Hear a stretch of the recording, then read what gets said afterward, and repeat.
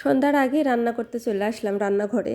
আর সকালে না রান্না করে আমি আমরা খেয়ে নিয়েছি, দুপুর পর্যন্ত রান্না করছিলাম।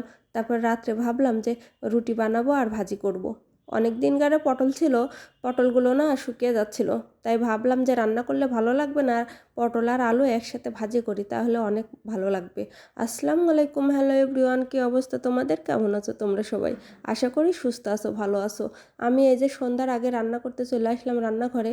অনেক দিনের পটল ছিল, তাই ভাবলাম যে আজকে পটলগুলো না আলু দিয়ে ভাজি করি আর রাত্রে রুটি বানাবো। আজকে অনেকগুলো রুটি বানাবো, রুটি বানিয়ে ডিপে রেখে দেবো না ভেজেই। তারপরে এই যে পটলগুলো সুন্দর করে আমি কেটে ধুয়ে রেডি করে রাখছিলাম, পেঁয়াজ মরিচ ভালো করে ভেজে ওর ভিতরে পটল দিয়ে দিয়েছি, দিয়ে ভালো করে নেড়ে চেড়ে নিচ্ছি, সুন্দর করে ভাজি করে নেব। এভাবে ভাজি করলে না রুটি দিয়ে খেতে বেশ ভালোই লাগে। তারপর পটল ভাজি আমার হয়ে গেছে, এখন আমি সুন্দর করে নামিয়ে নেব। পটল ভাজিটা না অনেক মজা হয়েছিল। এই পটল ভাজি দিয়ে আমি, ঈশান, সাজিদ সবাই মিলে রাত্রে রুটি খেয়েছিলাম।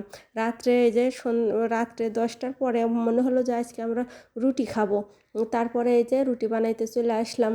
আটা সিদ্ধ করে নেব, অনেকগুলো আটা সিদ্ধ করব। আজকে ডিপের ভিতরে রুটি রেখে দেব। ডিপের ভিতরে না রুটি রেখে দিলে যখন তখন মানে রুটি বের করে ভেজে খাওয়া যায়। ওই জন্য আমি এভাবেই রাখি। আর অনেকে তো হালকা সেকে তারপরে ঠান্ডা করে ডিপে রেখে দেয়, নর্মালে রেখে দেয়। আমি ওইটা করি না, ওইটা না অনেক আমার কাছে ঝামেলা মনে হয়।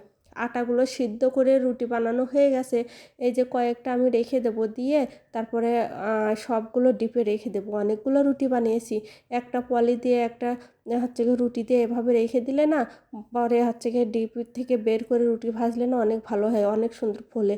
আর অনেকে রুটি হালকা ছেঁকে ঠান্ডা করে ডিপে রেখে দেয়, নর্মালে রেখে দেয়। আমি ওগুলো করি না, ওগুলো আমার কাছে অনেক ঝামেলা হয়, আবার গ্যাসও পড়ে। আর এভাবে রুটি ডিপে রেখে দিলে অনেক সুন্দর ফোলে। তারপরে এই যে সুন্দর করে রুটিগুলো রেখে দিচ্ছি। আর সাজিদ না আমার কাছ থেকে তো সরেই না, ও আমার কাছেই বসে আছে। ওরে বলছে যাও ঘরে যাও, ঠান্ডার ভিতরে বসে আছে। আর আমি কাজ করতেছি তো অত বেশি ঠান্ডা লাগছে না, আর আগের থেকে না এই শীত একটু কমে গেছে। তারপরে এই যে রুটিগুলো আমি এখন ডিপে রেখে দেব, দিয়ে আমাদের জন্য কয়েকটা রুটি ভেজে নেব, নিয়ে তিনজনে এখন খাবো। তিনজনে খেয়ে শুয়ে পড়বো। ঈশান তো খেয়ে শুয়ে পড়েছে, সাজিদও শুতে গেছে। সাজিদ অনেকক্ষণ ধরে বলছিল যে আমি ঘুমে যাব ঘুমে যাব, আমি আসছিলাম না বলে ও রাগ করে বসে আছে। এখন আর বলছে কি আমি ঘুমাবো না। পরে এই যে পরের দিন সকালবেলা রুটি ভেজে নিচ্ছি। ডিপের রুটি কত সুন্দর ফুলকো ফুলকো রুটি হয়। ডিপের রুটি রাখলেও কিন্তু অনেক সুন্দর ফুলকো ফুলকো রুটি হয়। তারপরে ঈশানার সাজিদের জন্য আমি একটা ডিম ভেজে নেব, আর আমার জন্য 2টা পরোটা ভাজবো।